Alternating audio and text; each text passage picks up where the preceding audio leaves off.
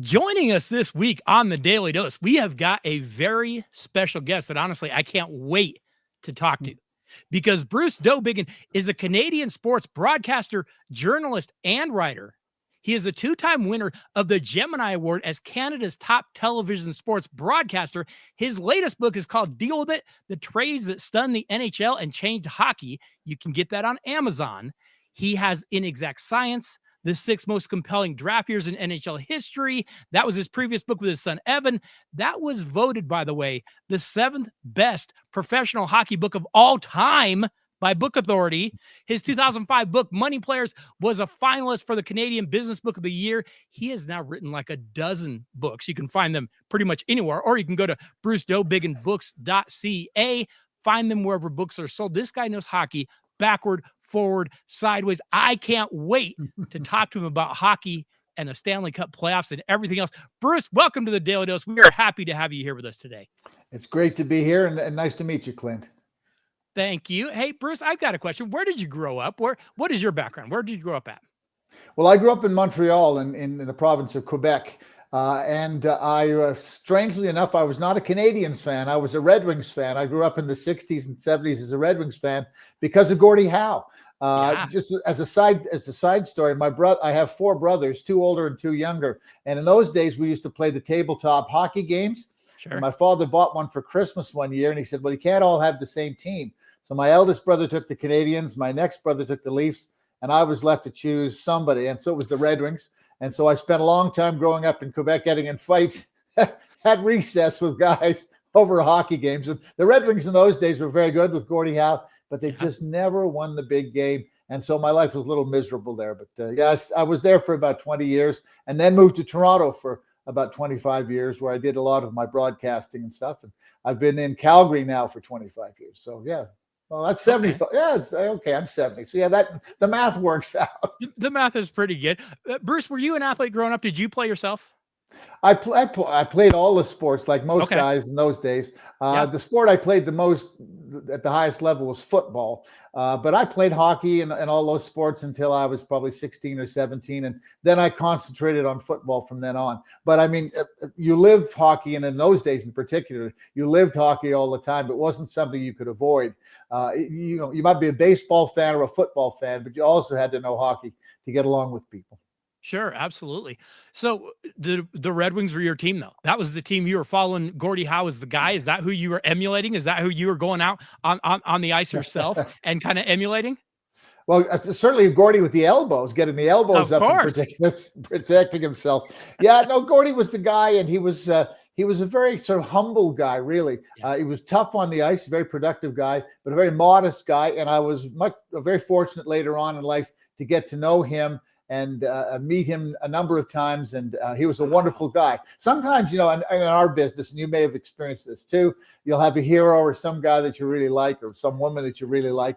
And then you'll meet them and you go, ooh, maybe I shouldn't have met them. But with Gordie Howe, he was the real deal. And that was the original 6 hockey. I was born in 1954. So the 60s and 70s were really the prime of me watching hockey. And as I say, unfortunately, the Red Wings took a long time to get good again. They didn't get good again until, of course, the 1990s after that. Yeah. And then had some great series with the Avalanche. Of course. Yes, they did. Gordie Howe was an interesting guy because he was ahead of his time. We're now seeing guys come in and they can do a little bit of everything. Hey, they can fight a little bit. They can play some defense. They can be offensive threats. You look at a guy like Makar, he's not the fighter maybe, but hey, that's Gordie Howe now. I know that in this generation, I think every generation does it. We like to look at, well, this guy today is better than that guy then. I don't like to do that. I like to look at it and say, this guy is who that guy would be if he had grown up in this system. And I think that's so much more, it's such a more fun way to look at it. A guy like maybe I'm speaking out of turn, a guy like a Cale Makar that can be such a great defenseman, can also just be an absolute sniper. He's kind of this generation's Gordie Howe, isn't he? Yeah, to a certain extent. Makar, by the way, a good Calgary boy. We should absolutely throw that in there. Each of the greatest players, and in the book deal with it when we talk about the trades, they almost all involve guys who are the defining people of their generations. Sure. People like Wayne Gretzky, people like Patrick Roy, etc. And they kind of defined what it took to be a great player. And to be a great player in the original six with Gordie Howe, you had to do what they called the Gordie Howe hat trick: a goal, an assist, and a fight. You had to be prepared to do that. That was the price of staying in the NHL at that time. By the time Gretzky comes around, he doesn't have to do the fighting part. There's people who are protecting him. And so he redefines the game because he doesn't have to look over his shoulder. He doesn't have to worry who's coming the other way. He's being protected. So each guy in this time defines things. Patrick, and again, we get into it in the chapter in the book that we spent on the Patrick Roy trade. Patrick kind of defined goaltenders, the style of goaltenders. He changed the way you had to do it. And that's what's fun about each generation. And Makar and a couple, well, I guess Ovi is a guy who's somewhat defined the generation, but Makar certainly is on his way to doing that. And it tells you what kind of player he is, but it also tells you what kind of hockey they played at that era. If you come back like 100 years from now and say, well, how did they play hockey in the 2020s? And you can point to a guy like Makar and say, that was the style. Yeah, for sure. Bruce, how did you get into the sports media world? You were an athlete, you were, a school kid as all of us were. How did you go into that sports media world? Well, I'd grown up loving sports, but I kind of went sideways. I was working for a little while in the theater and in the movies and doing things like that because I wanted to write. And I had just gotten married in Montreal, and I needed a job, really. And because I had to help support my wife. She was working too. But anyhow, I had to support myself. And I took what I thought was a part-time job as the sports editor for the Canadian version of TV Guide magazine. You remember the little thing the book that used to sit on the TV?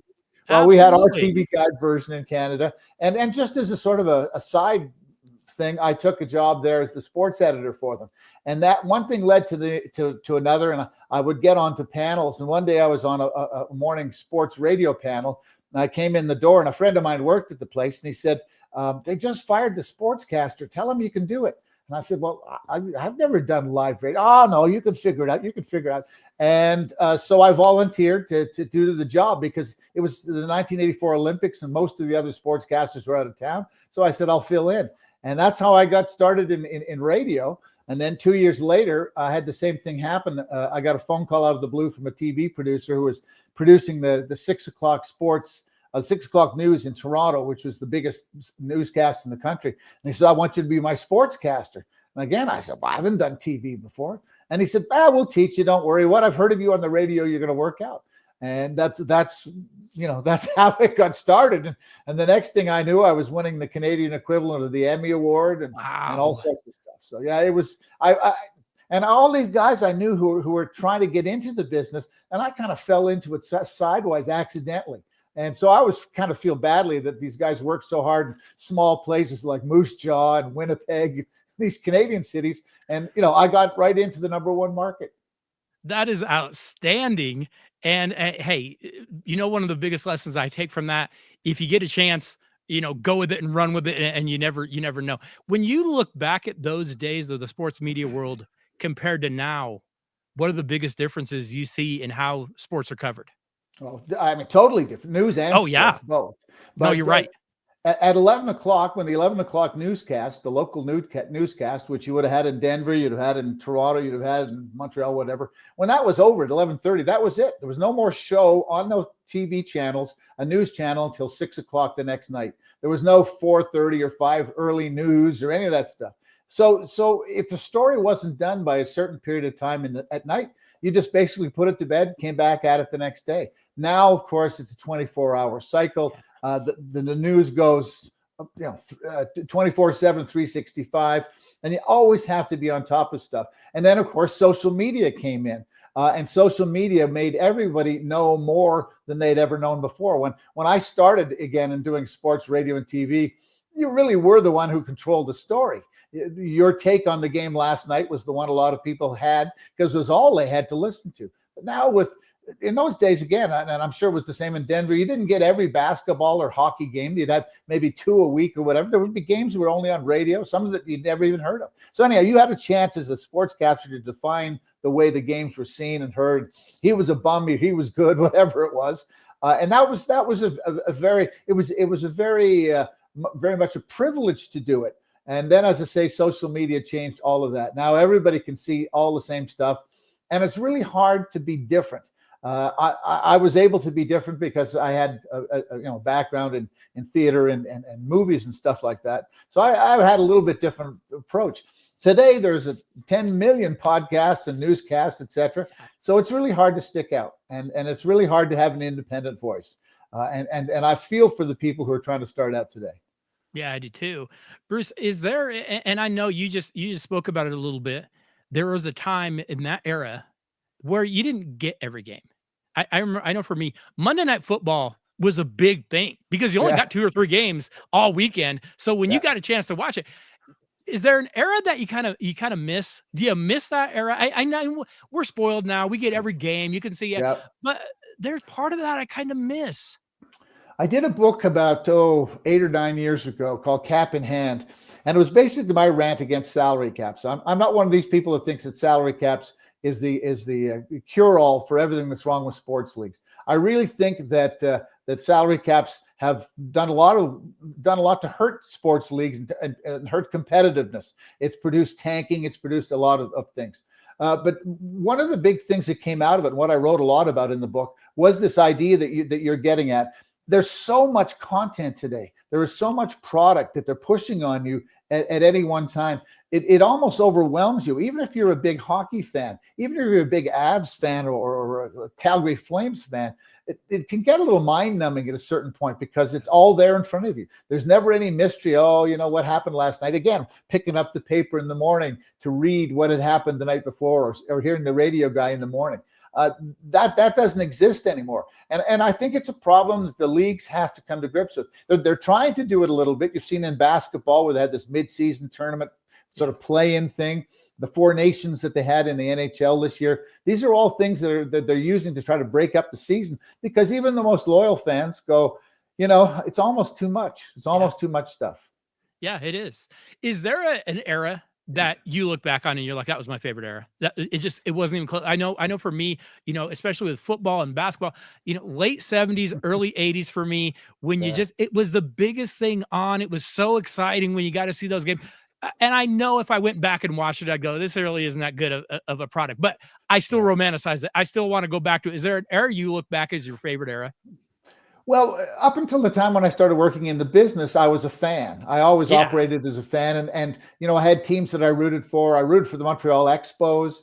There were years that they're really great because I was invested as a fan. But once I got into the business, and I tell people who get into the business about lose your fandom at the door, I said, cheer for a good story. And so over the years, I've done books that have involved all sorts of things. I spent 6 years following the Vancouver Canucks when a friend of mine became the general manager of the team. And I got really invested in that and really interested in everything that was going on with Vancouver. And of course, they came within a game of the Stanley Cup in 2011.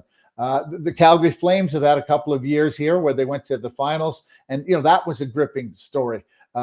Other sports, when I was in Toronto, the Toronto Blue Jays won back-to-back World Series, and I was the local sportscaster. So those kind of things are, I rooted for those stories at that time. They were fascinating. They were fascinating people. And when you can pick and choose, when you're in a big metropolitan area like Denver is, or like Toronto was, you've got the 4 or 5 teams. So if there's a couple that aren't doing too well, you just put them to the side and then concentrate on who's successful at that point. So I did a little bit of that, but that's what I would say. If I could digress just a little bit about the book, one of the things we did deal with it is we chose 7 different big trades, and we chose each of them to represent a certain period of time in the NHL. How did they speak to the NHL? The earliest trade is Phil Esposito going to the Bruins, joining Bobby Orr. It was a simple time, and you made trades of one guy for another. And then as we go through the trades over the years, of course, you got Gretzky. This is the trade where Edmonton can't afford him anymore. LA becomes a big deal. Hockey in the South of the United States becomes a big deal. The Patrick Roy trade is a significant trade again, because he's going to a market that has just started to have NHL hockey. He legitimizes it, and he legitimizes a certain kind of way of playing sports. And the final 2 chapters, one of them is about the Vegas Golden Knights, who I think on their draft day made 15 different trades. to build their team, and were a Stanley Cup winner, right, within 5 Right. years. Yeah. And the last trade in the book is the Matthew Tkachuk trade, where he was traded from here in Calgary to Florida, and they go on to win the Stanley Cup. And each of those trades represented kind of the way business was done at that time. And it's certainly not the same as it was in '67 when Phil Esposito was traded. And it's certainly not the way it is today in 2024, 25. It's a very different way of doing business. Yeah, it absolutely is. Mm. You have covered some of the greats. You have covered some of the biggest names on the planet. Is there one you hold a special place for? Is there one that you're like, no, that guy just impressed the heck out of me, just a good guy? Well, one of the things I did when I was doing local TV in Toronto, and one of the things that got me some of the awards, was I did a lot of work with the retired NHL players when they were suing the NHL over their pension. This is 1992, 93. And the NHL had taken some of their pension money for themselves, and the players went to court in Toronto to get that money back, and they were successful. And as a result of that, I met all sorts of guys who had been my heroes when I was a boy. In particular, Carl Brewer, who was a defenseman for the Leafs in the '60s when they won 4 Stanley Cups. We became really good friends, and so I would meet people. And again, I mentioned Gordie Howe. I got a promotion while I was at CBC doing television from local to national, and so they had a little party for me one night. And we're all standing around the bar with our friends, just yakking away. And all of a sudden, the front door of the bar opens, and here comes Carl Brewer and Gordie Howe. And Carl's brought Gordie to my party, and he stood at the bar with us for about an hour. He was gracious, but he was also funny. He teased guys. Guys would talk to him, and he'd sort of take the pee out of them a little bit. Yeah. He was everything you really wanted him to have been. So that's a story I'll never forget. Absolutely. That's amazing. Yeah. You've broken a lot of stories. You were in that business of going in and finding those kind of stories. I know now it is such a big thing to break a story. Yeah. You see these guys battling on social media. So-and-so broke this, and I broke this, and he broke this. And Yeah. Did you ever have a story like that you broke that you were especially proud of? Oh yeah. I mean, I got involved, first of all, as I say, with the NHL over the pension lawsuit, but then I got involved with the guy who was the head of the union at the time, Alan Eagleson, who was corrupt. And there were a lot of players who had complained to me about him over the years. And at some point, I decided, I'm going to look into this story. And with another reporter in Boston, a man named Russ Conway, together, we investigated the story for almost 7 or 8 years before Alan Eagleson went to jail.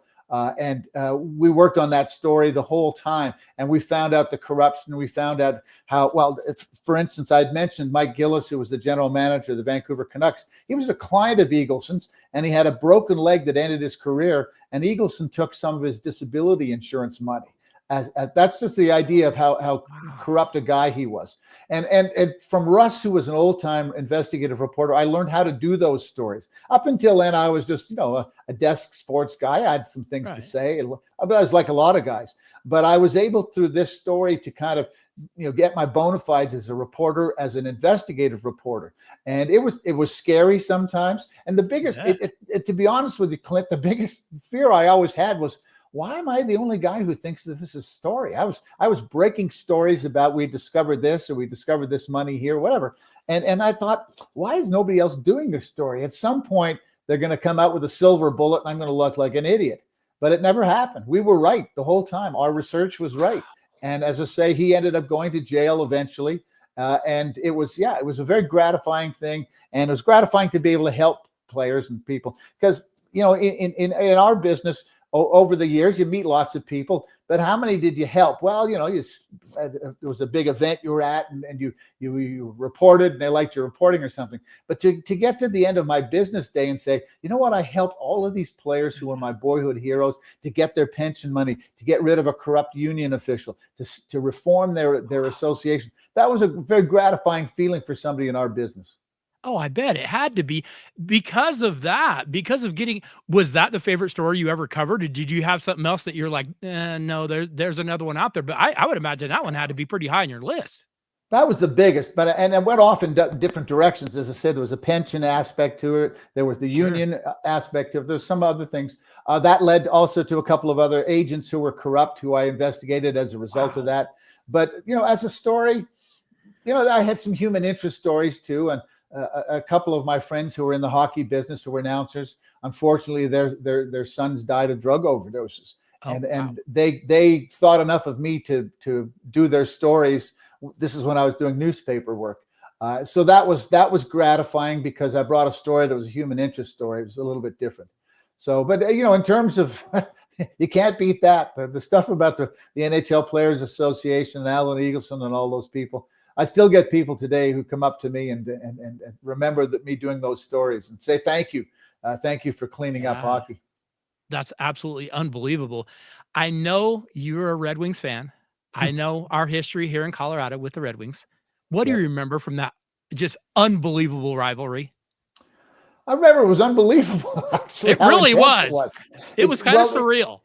It had come out of the era, the Flyers era, and the 80s, when hockey was very violent. There was fighting and all that sort of stuff. And Gretzky had made it more of a skill game, and we'd gotten away from it. There was still fighting and all that type of stuff. But it was like a flashback to the 1970s, the intensity. And then there was all those other storylines, because the Red Wings had the Russian Five. They were they had an approach to hockey. The Avs had their approach. They had a different kind of thing. They had all the skilled guys that they had managed to get. We talk about it and deal with it, of course, how they accumulated all the players like Forsberg and guys like that when they were in Quebec City, and then moved them all to Denver. And we talked about those guys. And just, in fact, I saw an interview 2 or 3 days ago with Chris Draper. He's still working for the Red Wings, and they asked him, sitting there in the booth, what was it like? That Czech, Claude Lemieux, etc. And so I remember that. And I met Claude Lemieux afterwards. I'd sort of known him from interviewing, but I met him afterwards because he became a player agent, and talked to him. And very smart guy, very cagey guy, and. I certainly never approved of what he did, but I understood the context. It was full contact, and everybody was really into it. Well, and when they brought him here to Denver, you spoke about what Colorado was. Colorado was a skilled team. They didn't have a whole lot of nasty to them, though. He kind of had to fill that role. They didn't have those kind of guys. They had guys that were great skaters and speedy and powerful and quick, but not that kind of nasty. We'll mix it up. We'll get it dirty. And Claude did kind of fill that role, didn't he? He sure did. Well, I'd seen him do it with the Montreal Canadiens before, so it didn't surprise me. And the other really interesting thing, and I think that made a difference to the Avs, and again, we deal with it when we talk about the trade, Patrick's trade from the Canadiens to the Avs, was that Patrick, he had swag. He was a swag kind of guy. He was a guy who got under your skin when you played against him. He was so good, and he let you know he was good. And I think that was a very important thing for that team, because most of the team leaders were really good players, but they weren't like guys who intimidated you with their mouths or anything like that. You had Forsberg and Sakic and those guys, and they were terrific players.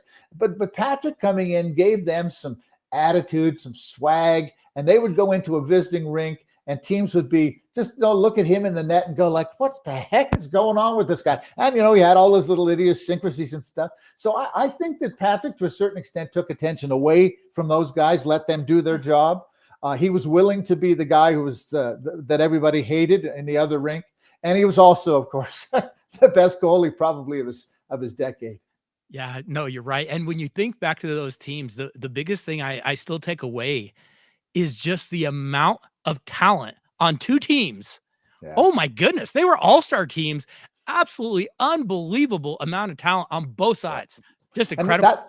And that's the end of the pre-salary cap era. That's the era when if owners wanted to spend the money, they could spend the money. Some did, some didn't. It cost two of the Canadian cities lost their teams because the Canadian market couldn't keep up with them. But you were able to have owners.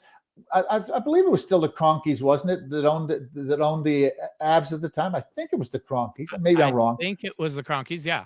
And the Illiches in Detroit, and both families made commitments to be the best and go and get the best players. And I can remember the Red Wings at trade deadline going out and getting guys like Wendell Clark and people like that. And in those days, you could do that and assemble them. And again, it sort of gets back to the book that I wrote, Deal With It, about salary caps. Was the thing I liked about it was you saw best on best. with those teams. You saw the best teams a lot of the time. And I think that the NHL would be well advised to have, sort of like soccer in England, maybe 20 teams in the top division with all the best players concentrated there. The idea of going to 32, 36, 38 teams, I think just waters down the product. And when we saw those games, and you made a great point there, when you saw those games, you knew you were seeing skill, you knew you were seeing the best guys. It wasn't like, oh, they can afford 2 good lines and the other 2 lines they're just sort of inventing. And you've got two defensemen who can turn left and 2 who can turn right, and nobody else. I like the idea of best on best. I would like to see it come back a little bit more.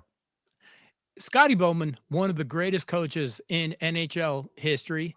Did you have interaction with Scotty? What do you remember about Mr. Bowman? How was he to deal with?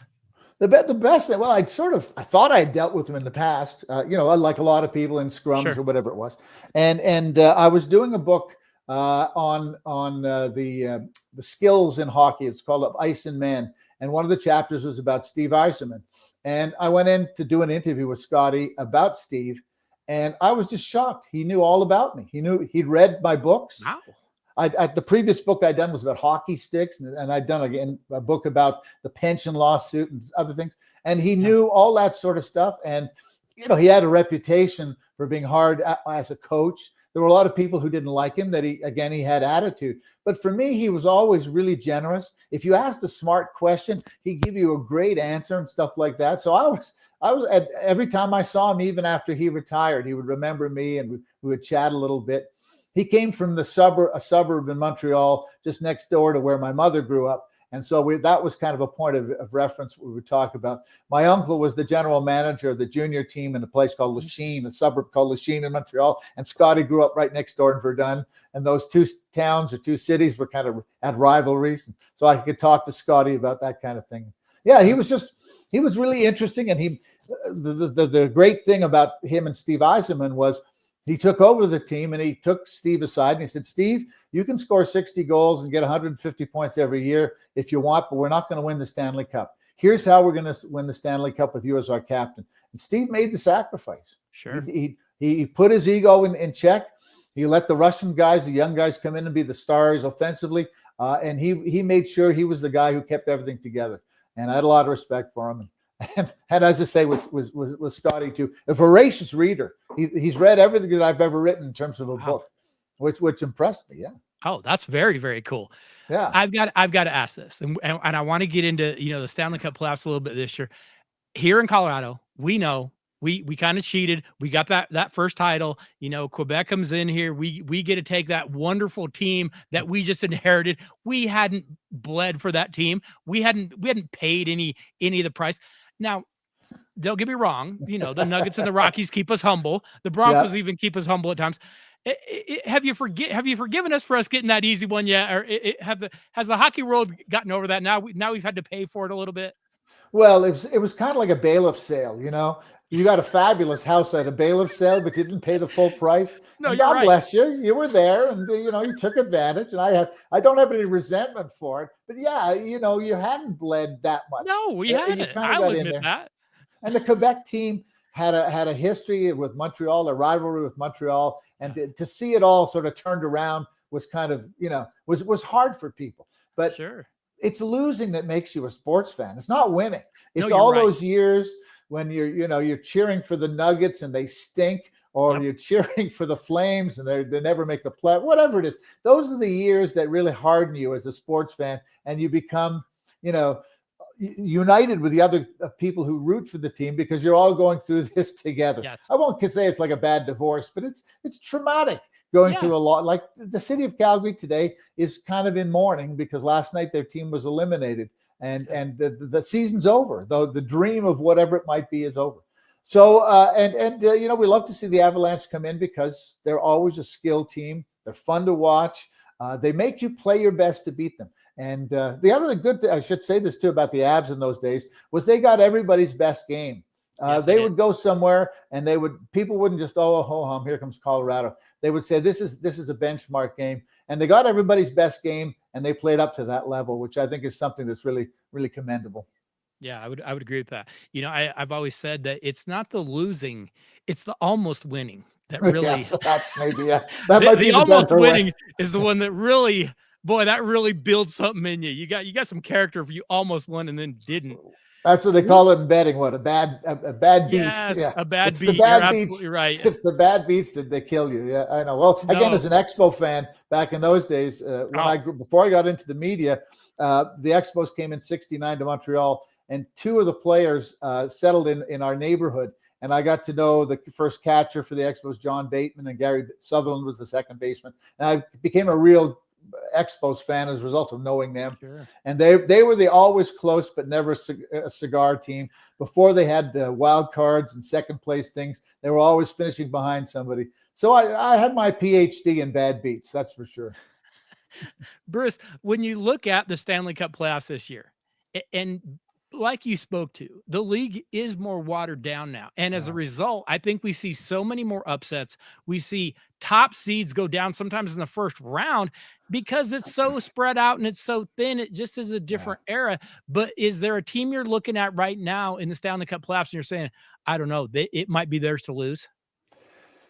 Yeah, the big thing that I've learned in the modern era, let's say the last 20 years of following a Stanley Cup team, is you need real skill to get there, but you need luck to win. And by luck, I mean you have to stay healthy. I've seen so many teams fall apart just because they lost guys at the end. That's going to be a big part of it. There's a sentimental thing. Winnipeg was the best team in the league this year. They won the President's Trophy. They've never won a Stanley Cup. They lost their team for a while. The city did. That'd be a nice sentimental thing. Sure. I just don't know about their depth. I think that the road is going to lead, certainly in the West, is going to lead through Vegas, probably Dallas as well, teams that have been hardened over the last number of years. I think those are teams that you have to look at. In the East, for Canadians too, we haven't had a Stanley Cup winner from Canada since 1993.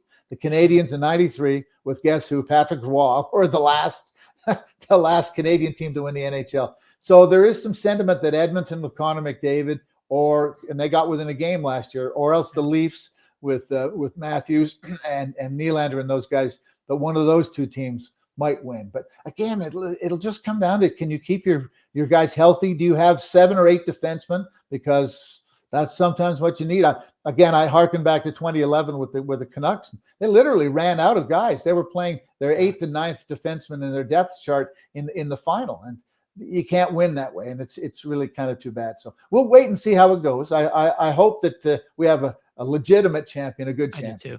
Yeah. I do too. Yeah. Is there a team that you look at that maybe not even one of the top teams, but I kind of look at St. Louis and I go, if Binnington just gets hot, he might carry him. Is there a team you look at like that could just get hot and just get on a roll? Yeah, you look around at the teams that have a goalie that you think can carry. Well, and then I say that, and of course, the year that Vegas won the Cup, what did they have? They had 5 different goalies. You're right. Yeah, but typically that would be the thing, and that's one reason why you've got to sort of like Winnipeg's chances, because they've got the best goalie or one of the top 2 or 3 goalies in the league. Sure. That they would be a team. The East is so there's no hard and fast team in the East, but I always like, as a sort of unsung team, I always like to talk about Carolina. I think Carolina is a team to keep their eye on, because if they stay healthy, the East is wide open, and I think that there's a path for them to get through. They've already won a Stanley Cup, so it's not like the city doesn't know what it's like. But yeah, right. They'd be a team I'd look at. And in the West, Dallas is a team that that they're always a contender, as I say, Edmonton, we'll just have to see what happens, how healthy Connor McDavid is. Right.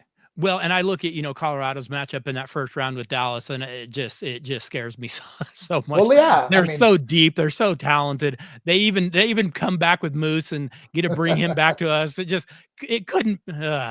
Well, if this was the NBA, this would be a 3rd round matchup. But we've got 2 of the top 5 or 6 teams in the NHL. One of them's going to be eliminated in the first round, which is nice in some ways, but in other ways, it's kind of like, geez, you want the best teams to get to the end.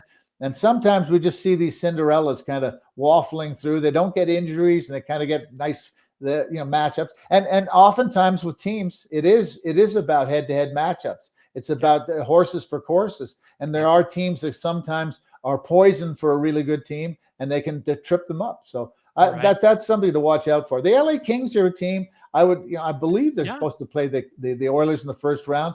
They almost tripped them up the last 2 years, and I would think that'd be a team to watch for an upset.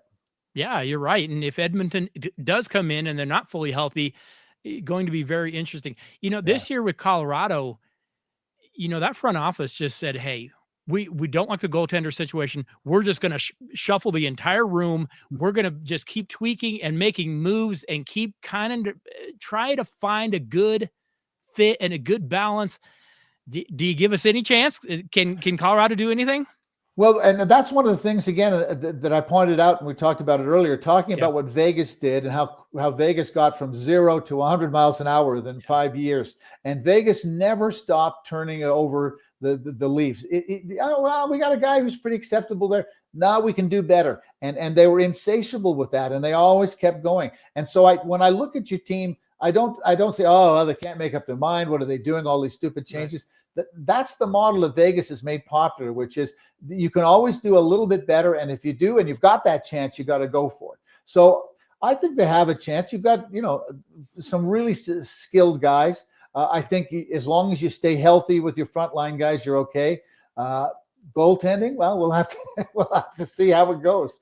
Have to see how it goes. And Dallas is a good team, but they also, they've had some failures in the past few years themselves. So they have some self-doubt as well.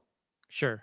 No, it's going to be a lot of fun. And, I know here in the States, there are so many things to watch. There are so many other things to do that hockey doesn't get the recognition that it should. But when you're talking about playoff hockey and you're talking about every single shift is just life or death, it just does not get better than Stanley Cup playoff hockey. It is just absolutely amazing. Now, we've talked a little bit. We've looked at the Stanley Cup. We've looked at some history stuff. Bruce, is there a thing that you look at right now and you say, back when I first started, I don't know if I would have gone at this the same way. Is there any way that you look at how you've changed now and said, I think my outlook has kind of changed a little bit compared to where it was? Well, we all learn as we go through. I mean, You're right. Lots of shows and stories that I just put my hand over my eyes and say, how did that happen? But I like to think that I just tried to push things and do things a slightly different way in my career and not follow the pack. And that had good things and that had things that didn't work out. So again, it gets back to what I tell people when they want to get into our business. I always just tell them, and I think you hinted at it too. When you get an opportunity, take it, and don't look around and say, "Oh, how is everybody else doing it? I'll imitate that." Be you. And if you fail, that's okay. You failed being you, doing that. So most of the time, I'd have to ask my wife, maybe she'll disagree with me. But most of the time, the results of stuff, I think, was from me being honest with myself and being who I was. And that was being kind of lippy and impertinent. As I say, when I did all the stuff, the political stuff with the NHL and the legal stuff, there were a lot of people who were very antagonized with me. The Hockey Night in Canada broadcast, they wanted nothing to do. They wouldn't let me go on their show because I wasn't good for business. I was rattling the cup and making people uncomfortable. So, I paid a price for that, but I would do it 100 times out of 100. I would follow the story where it took me, even if it cost me, let's say, sitting on a panel somewhere. If I give you just your wish list, I'm Santa Claus and I can give you whatever. Is there one story that you go, that's the story I wish I could have covered? That's the one I would have loved to have been in that room. Love to go back and do the Gretzky gambling story. That was a lot of fun. Considering what's happening with him politically in Canada. Sometimes there's only so much you can do. And for a while I was a local reporter, so I didn't have a national canvas to paint on. Then when I got on the national level, I kind of lost touch with some of the local stuff. I had to cover national stories. So there were things that you just saw go by that you would love to have covered, but you couldn't do it. A lot of my friends in the business were guys who were doing the deadline stuff, writing on Deadline, etc. Ironically, one of my friends, his son just married my daughter. this last Oh, summer. wow. So we're related. But anyhow, That's those great. guys were always there. When I was an electronic guy, I had to go off and do my stuff with the studio, etc. Whereas those guys would do their stuff on deadline, and then they go out and have a beer afterwards and hang out together and talk a lot. So I never was part of that scene, and it was partly because I wasn't doing that type of a job, and it didn't give me the insights into some things.